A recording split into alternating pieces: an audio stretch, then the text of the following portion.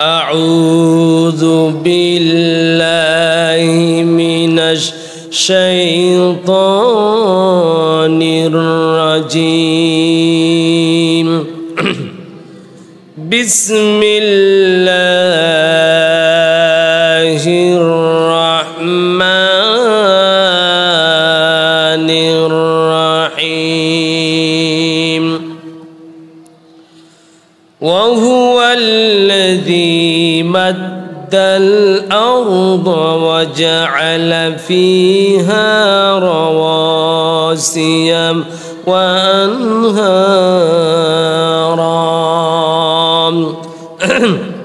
আজকে আমরা আলোচনা করব এই মহাবিশ্ব নিয়ে, পৃথিবী নিয়ে। এই পৃথিবীকে আল্লাহ রাব্বুল আলামিন, পৃথিবীতে অসংখ্য গ্রহ নক্ষত্র রয়েছে, গ্রহ উপগ্রহ রয়েছে। এর মধ্যে মানুষ সৃষ্টির পর আল্লাহ রাব্বুল আলামিন এই পৃথিবীকে, এই পৃথিবী নামক এই গ্রহটাকে মানুষ বসবাসের উপযুক্ত বানিয়েছেন। সুবহানাল্লাহ।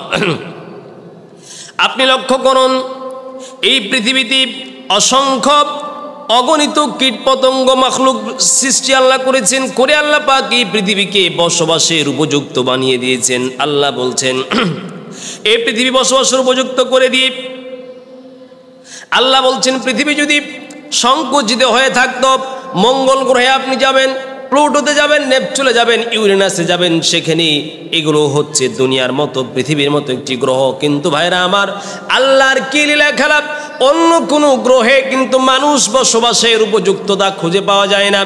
আল্লাহ পাক বলছেন, ওয়া হুয়াল্লাযী মাদ্দাল আরদা ওয়া জাআলা ফীহা রাওয়াসিয়া ওয়া আনহারা।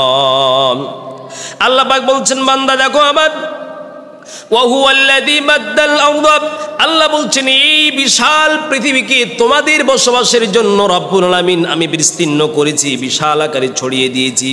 আর এই পৃথিবীতে বসবাস করতে গিয়ে তোমাদের যেন এই পৃথিবী যেন নড়ে না যায়, নষ্ট না হয়ে যায়। বিল্ডিং বানাবে, বিল্ডিং বানানোর পর ভিত্তি স্থাপন করা হয় অনেক মজবুত করে ইঞ্জিনিয়ারিং পাইলের মাধ্যমে, না হলে কিন্তু বিল্ডিং লাস্টিং করে না, টিকে থাকে না। আল্লাহ বলছেন পৃথিবীকে, পৃথিবী নামের এই গ্রহটাকে মানুষ এবং কীটপতঙ্গ বসবাসের আমি উপযুক্ত বানিয়েছি। আর উপযুক্ত বানার পর এটা যেন টিকে থাকে, এজন্য আল্লাহ বলেন, ওয়াজআলা ফীহা রাওয়াসিয়া, আর এই পৃথিবীতে রব্বুল আলামিন আমি অসংখ্য পর্বতমালাকে সৃষ্টি করেছি। পর্বত কেন? পর্বত না থাকলে দেখতেন আপনার সৌন্দর্য এবং দেশের, পৃথিবীর অস্তিত্ব টিকে থাকতো না। এরপরে আল্লাহ বলেন, ওয়া আনহারা, এই বিশাল পৃথিবীতে মানুষের বসবাসের জন্য, জমির সেচের জন্য নদীর দরকার, বিশাল মহাসমুদ্র দরকার, মহাসমুদ্র থেকে লবণ উৎপন্ন হবে। আর এই পৃথিবী আল্লাহ সৃষ্টি করে বলছেন, পৃথিবীতে দেখো, আপনি ভাববেন এতগুলো মহাসমুদ্র আল্লাহ কেন দিলেন, নদ নদী কেন দিলেন? ও প্রিয় মুসলমান ভাইরা আমার, আপনি চিন্তা করুন, দেখবেন যখন আপনার এই বিশাল মহাপৃথিবী, এই পৃথিবীতে আপনি বসবাস করছেন, দেখুন কীট পতঙ্গ, পচা দুর্গন্ধ, ময়লা আবর্জনা কত কি মরে পচে গলে নষ্ট হয়ে যায়।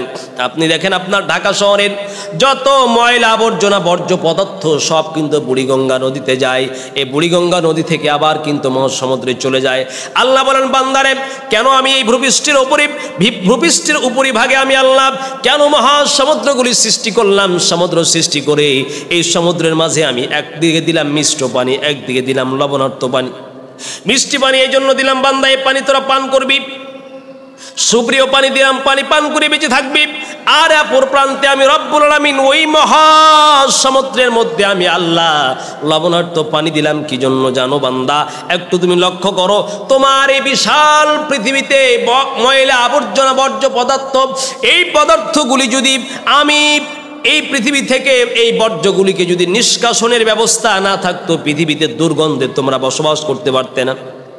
আল্লাহ বলেন, দেখো তোমার পৃথিবীর এই বাংলাদেশের আনাচে কানাচে বঙ্গোপসাগর আল্লাহ দিয়েছেন, এরপরে আটলান্টিক মহাসাগর, এরপরে সারা বিশ্বের মধ্যে যত ময়লা আবর্জনা আছে, এই ময়লা আবর্জনাগুলি যেন নষ্ট হয়ে যায়, আবার যেন এগুলি ক্ষয় হয়ে যায়, নিঃশেষ হয়ে যায়, এবং পৃথিবীর যেন অস্তিত্ব ঠিক থাকে। এই জন্য আমি রব্বুল আলামিন দেখো মহাসমুদ্রের মধ্যে আমি আল্লাহ লবণাক্ত পানি দিয়েছি। ওই লবণাক্ত পানির মধ্যে যখন তোমার পৃথিবীর নামক এই এই গ্রহে ময়লা আবর্জনা বর্জ্য পদার্থ যখন ওই ময়লা পানির ওই লবণাক্ত পানির মধ্যে পড়ে যায়, আল্লাহ বলেন লবণের মধ্যে এমন আমি শোষণ ক্ষমতা দিয়েছি, ভাইরাসমূলক দুর্গন্ধমূলক পচা গন্ধগুলিকে আমি লবণের মধ্যে আমি রব্বুল আলামিন লবণযুক্ত মহাসমুদ্রের লবণযুক্ত পানি দিয়ে আমি আল্লাহ সারা পৃথিবীকে আবার শোধন করে পরিষ্কার করে দেই। সুবহানাল্লাহ ওয়া বিহামদিহি। ও ভাইরা, চিন্তা করছেন আপনার বাড়ির পাশে যদি একটি মরা গরু পড়ে থাকে, ও মরা গরুর উপরে আপনি এক বস্তা লবণ ঢেলে দেন, দেখবেন পরিষ্কার হয়ে যাবে।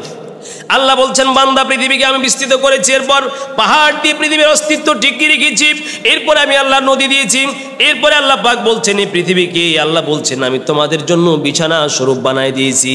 দেখো না তোমার বিছানার মধ্যে যাও, তোষকের মধ্যে না শক্ত না নরম, একেবারে নরম পানির মতো হয়ে গেলে বিছানায় তোমার ঘুম আসতো না, একেবারে শক্ত ইটির মতো হলে তোমার ঘুম আসতো না। আরামদায়কের জন্য বিছানা যেমন আরামদায়ক, আল্লাহ বলছেন এই পৃথিবীকে যদি আমি পুরাই কাদায় বানাই দিতাম, একেবারে কাদা, এমন কাদা যে কাদায় তুমি হাঁটতে পারতে না, ট্রাকও চলতো না, যানবাহন চলতো না, এক জায়গা থেকে আরেক জায়গা যেতে পারতে না। আর এই পৃথিবীকে যদি আমি পুরোটাই ইটের মতো শক্ত করে দিতাম, পাথরি বানাই দিতাম, তাহলে দেখো বাংলাদেশের মতো সুজলা সুফলা রাষ্ট্রতে তোমাদের শস্যাদি জন্মিত না। আল্লাহ বলছেন আমি বিছানার মতো বানিয়ে দিয়েছি। কেন আল্লাহ বললেন বিছানা? কারণ বিছানা হচ্ছে মানুষের জন্য উপযুক্ত, বিছানা শক্ত হয় না, নরম হয় না। আল্লাহ পাক বলছেন ওয়াল আরদা ফারাশনাহা ফানি'মাল মাহিদুন। আল্লাহ পাক বলছে দেখো বান্দা, আমি পৃথিবী নামক এই গ্রহটাকে তোমাদের জন্য আমি বিছানা রূপ বিছিয়ে দিয়েছি। ওয়াল আরদা ফারাশনাহা, এই বিছানা পৃথিবীকে আমি বিছিয়ে দিয়েছি। এরপর আল্লাহ বলছেন ফানি'মাল মাহিদুন। ও বান্দা তাকা দেখো, এই জমিনকে আমি আল্লাহ একেবারে বসবাসের অনুপযুক্ত বানায় নাই। দেখো মঙ্গল গ্রহে মানুষ কত চেষ্টা করে, ওখানে গিয়ে কিন্তু প্রাণী বাঁচিয়ে রাখার মতো যে পদার্থ, অক্সিজেন নাই, প্রয়োজনীয় ব্যাকটেরিয়া যা লাগে তা নাই।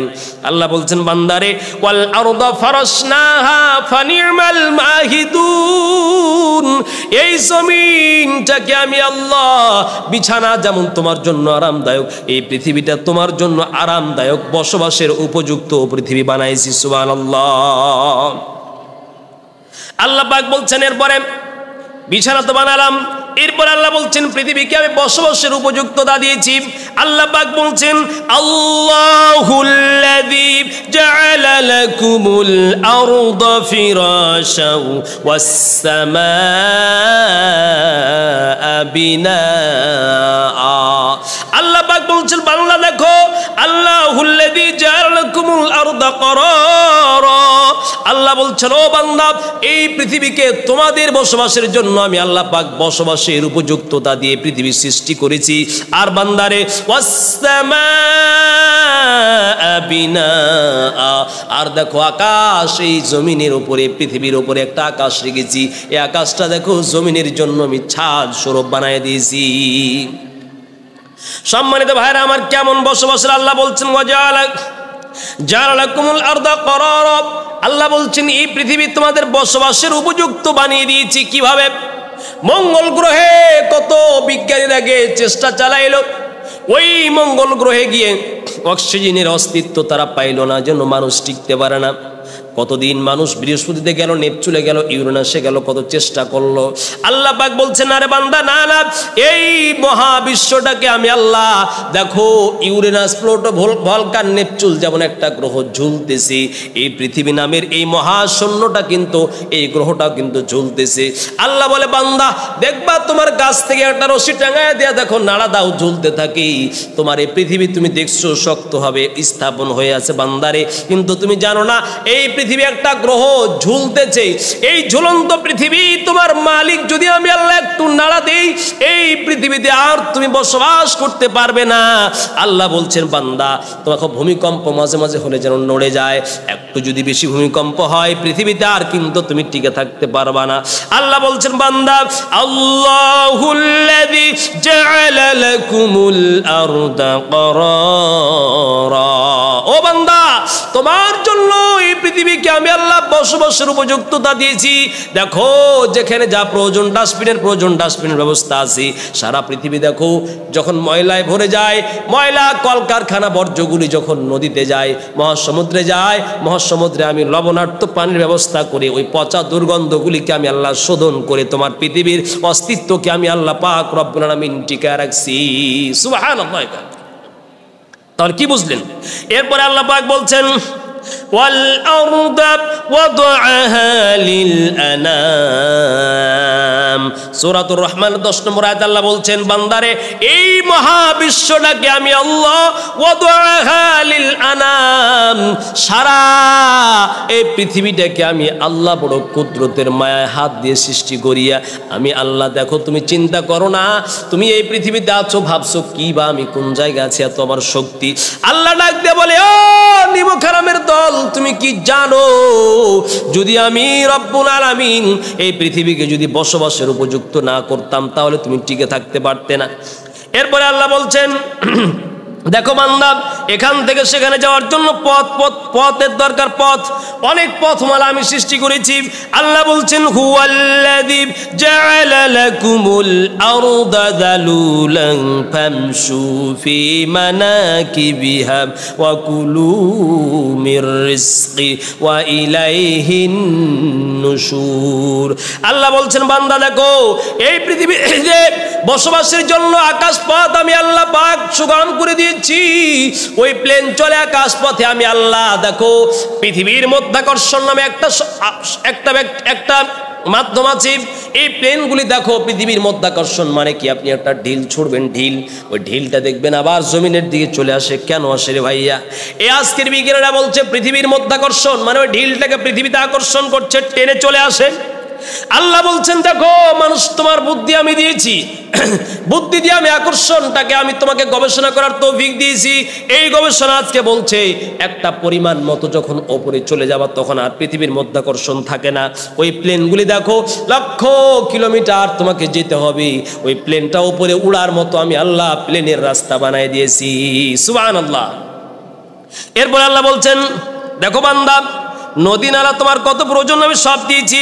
আম্মান জাআলাল আরদা ক্বারারান ওয়া জাআলা খিলালাহা আনহারা, নদী নালা সব কিছু আমি তোমার জন্য দিয়ে দিই। সুবহানাল্লাহ।